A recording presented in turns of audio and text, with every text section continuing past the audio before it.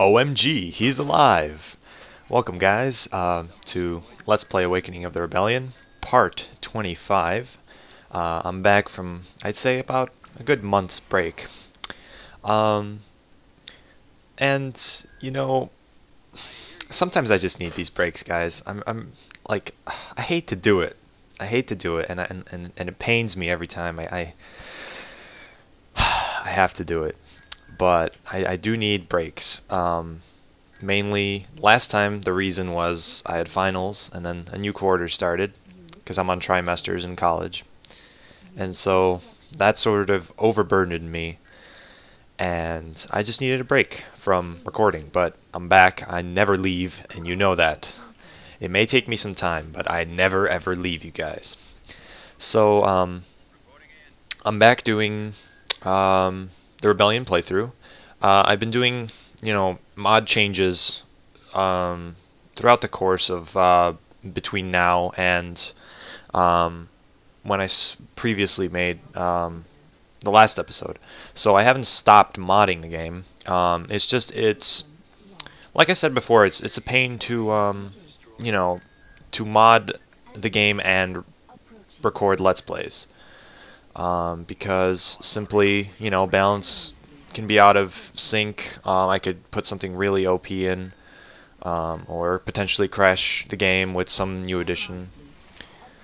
So I don't want that to affect. I don't want some BS to help me or not help me, you know, through this Let's Play. I don't want it to be like that. It's unfortunate that I have to mod while doing the Let's Play, but that's just the way it is. So this episode is going to be filled with space battles, I'm pretty sure. I recorded this maybe a week ago, so I don't exactly remember what happened. But I'm pretty sure this defense is... We're probably going to win this defense, let's just say that. Because they're coming in with a bunch of Venators, I'm pretty sure. Maybe just one Venator. And I'm probably going to kick their ass. Some of the things I've been changing around in my mod, or this mod, or my version of it, is the biggest focus right now is trying to get the Empire in Galactic Conquest to not be completely overrun at the start. So I've done Black Sun changes. I've done quite a bit of them. There's still a little bit left on the table in terms of there's a couple units I want to add or re-add, but I've got the ground balance for the Black Sun the way I kind of want it to, and the space balance has always been okay. Mainly the problem with the Black Sun was just the credit input at the start of the Galactic Conquest, and a lot of units were just not worth their price, and some units were too spammable early on, like the Canderous tanks, or the Black Sun. Oh gosh, what were they called? The guys with the phaser guns or whatever. So things like that are just simple price changes. There's a couple balance tweaks in there, like changing how many units spawn when you buy them. So instead of 2 tanks, you get 3 or something like that. But now I've shifted focus, since I'm giving the Black Sun a little bit of time to kind of just be in sort of, you know, I'm letting the AI just kind of see how they respond to these changes and see what they're doing with the changes. See if they're, you know, if they're a viable force anymore, because they used to not be. And I'm running 2 tests, Galactic Conquests in between, one for the Empire, one for the Black Sun, where I just, you know, find out if things are balanced or not. And but yeah, so I've done the Black Sun, and I'm letting them kind of simmer amidst the balance. Now I'm doing the Empire, because the Empire's got some problems, mainly from they don't get the same privileges as the Rebellion does. So basically the idea is that, well, it's mainly also nerfing the Rebellion at the same time, so it's that balance there. Because the Black Sun, you can't really balance 3 factions against each other. You kind of just want to balance 1 to 1 at a time. So it's just like, okay, is the Empire good versus the Rebellion? Is that even-ish?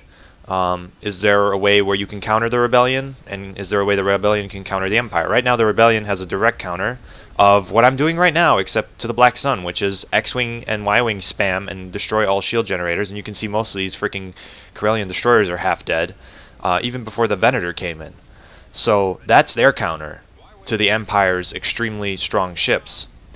But the problem with the Empire is they have no counter to the Rebellion. So the balance there that I'm thinking of is, like I've said, lowering the amount of Rebellion fighters that you get from the hangars of the capital ships, and that's the next step. The other step is the Empire has a couple of, at the start of the Galactic Conquest, they have some unit imbalances, as in you can only buy, I think, bayonet cruisers with no tech level, versus Rebellion can already buy Nebulon B frigates, and that's a problem. Because as the Empire, you're basically trying to rush the capital shipyard production. And usually by that time, the Rebellion, somehow, the AI, already gets to start building Mon Calamari cruisers. And you're just like, oh, well, I only have the forces that I started off with, a couple Star Destroyers, and all of a sudden I'm being overrun by a bunch of, you know, high-class Mon Calamari frigates. And so there's that imbalance in there as well that I'm trying to fix. And then there's, you know, just the regular bug fixes that I come across. Most of the land units are done. I'm pretty sure I'm pretty satisfied with that. It's the remaining Galactic Conquest and a little bit of space that I need to sort out and finish the text file, and I think it'll be ready for release. I don't know if I got a confirmation on an official one on being able to release it. I know somebody posted something on the SMG forums, but I don't know if that was an official statement by them to allow me to actually, you know, release it. So I'm gonna hold off. I'm gonna still keep trying my best to try and get in contact with SMG.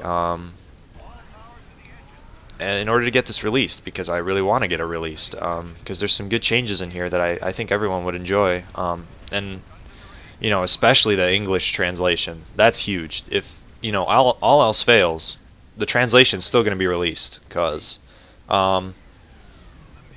that's just kind of like something that I don't feel they'd have a problem with, considering that their official translation on their servers is no longer supported. You can't download it anymore. So the only way you can download it is off of me now, because I have it on Google Drive, in case you don't know, the most recent version of it.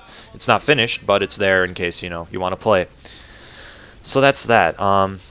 This space battle, I kind of got overzealous, and I lost a hero because of it, and almost a dreadnought, because I rushed their fleet unnecessarily. And then the smaller heroes just took the damage. I could have just kept going with the X-Wings and Y-Wings, but then again, the X-Wings and Y-Wings thing is going to be solved. I don't think I'm going to touch the space station. Because when you get a space station, you get X-Wings and Y-Wings. That amount is okay. Simply because on the other side of the spectrum, you have the Golden One for the Empire, and the new Black Sun. The patched one, the buffed Black Sun space station with the cannon on top, and the cannon has been significantly buffed, and I mean significantly, because oh man, it was just terrible compared to ion cannon and hypervelocity gun. I mean, hypervelocity gun can one-shot a Corellian destroyer, and the ion cannon can disable, you know, a freaking Star Destroyer for easy kills. What happened there was the Naboo mission just went off. I captured Naboo in the last episode, which, if you guys remember that land battle, that was not a cakewalk. I lost a lot of ground troops on that, and so I took that planet, and all of a sudden, all the new planets started rebelling, and you start getting like pirate Corellian destroyers on your team, and that's pretty cool. This space battle is epic, all right, because look at the force I come with. I built all those A-Wings, and by the way, I found out this strategy is terrible. Don't build this many A-Wings. It's a waste of money. Build like 1 or 2, because they're going to get shot down. And you'll see what happens with... I'm like, oh yeah, I've got all these Y-Wings and X-Wings, and these A-Wings are just going to take all the TIE fighters. And it's true for the first wave. And all of a sudden, the A-Wings just start getting shot the hell up. And I don't know if that's a balance issue or not. I don't think it is. I just think that spamming A-Wings instead of... I've just built too many A-Wings and not enough X-Wings.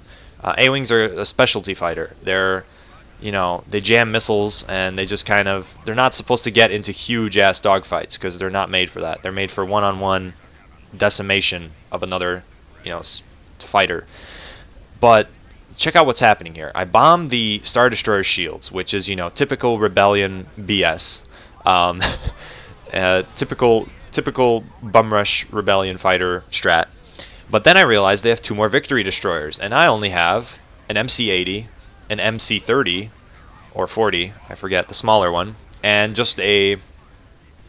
what the hell is that thing called? The fucking... whatever, the 3rd ship, you know what I'm talking about, which I recently buffed, because it has those long-range turbo lasers. You can see it's still firing at the Star Destroyer. And that, honestly, once again, balance at work. You cannot spam those things, because... if you spam them, you'll get killed. Like, you can't just straight up spam those small corvettes with the long-range turbo towers, because you could just close in on them with a Star Destroyer and destroy them all with a single Star Destroyer. But, as a support ship, look at what it's doing. It's continuing to fire on the Star Destroyer as it's no shields from that range. It's a harassment sort of vehicle, and it's great for that purpose. For just regular combat, I don't know. You need some other ships to support it, and that's the perfect balance I want to reach.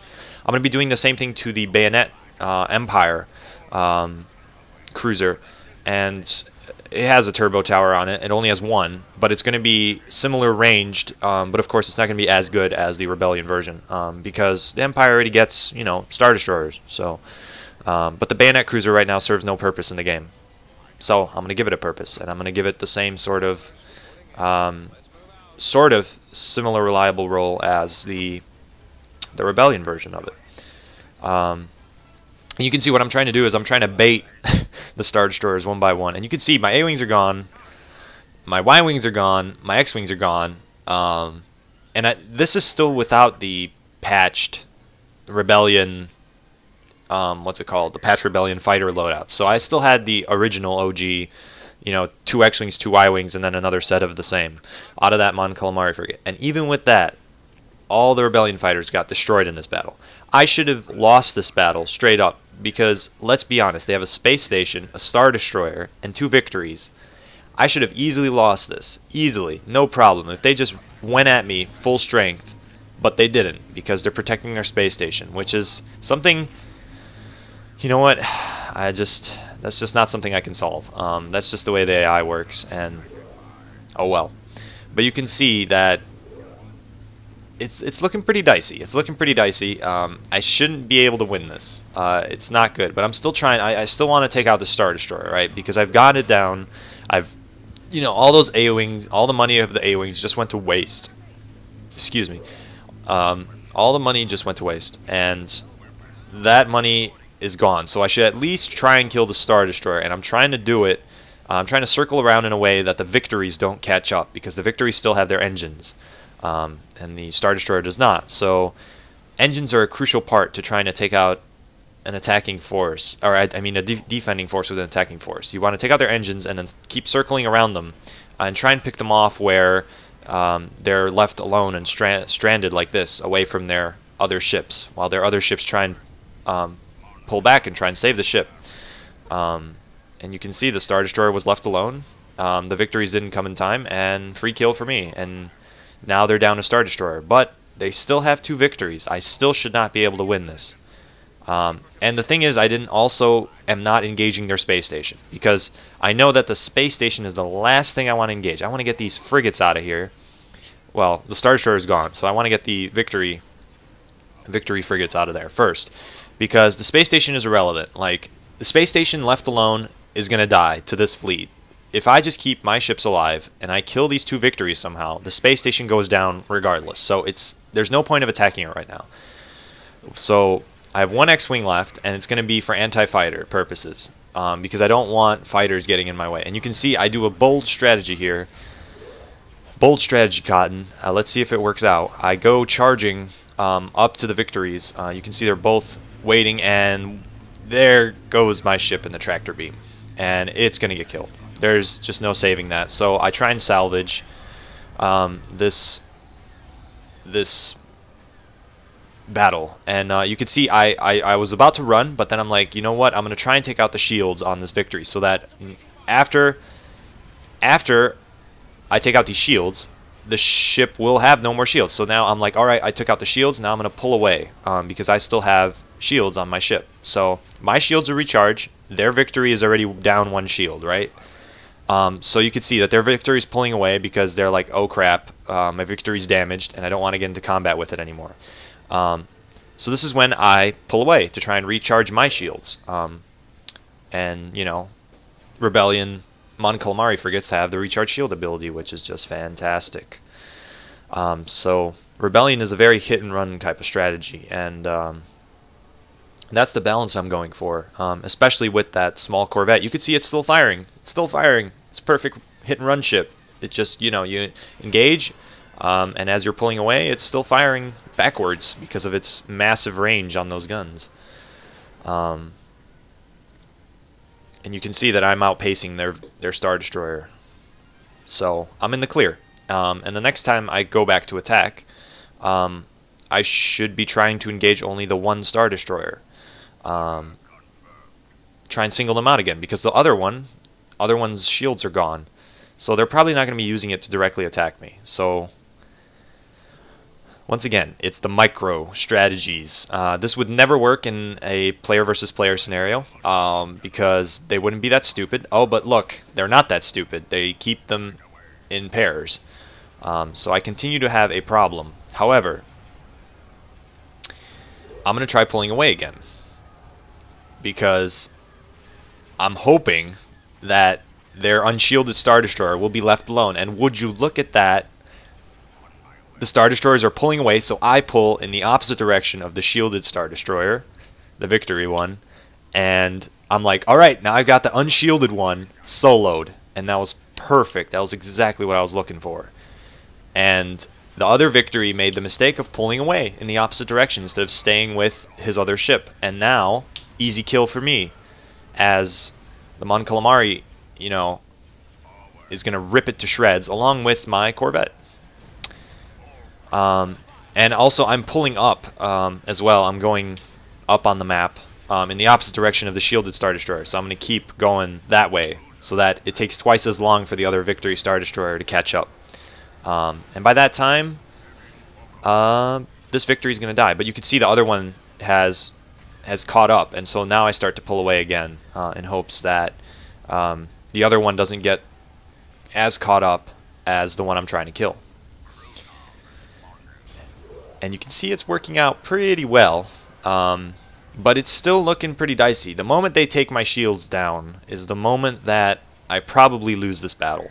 The moment that the 2 of those victory Star Destroyers gang up on me at once is the moment I lose. So my heart was pounding throughout this whole engagement. I'm like, there's no way I'm going to win this, but there's no point of retreating, because this Mon Calamari ship was given to me for free from the Mon Mothma mission. So it cost, all this battle has cost me is the MC-40 and all the A-Wings so far. And I've taken out a Star Destroyer, and this victory is so close to dying, and I just don't want to let it go.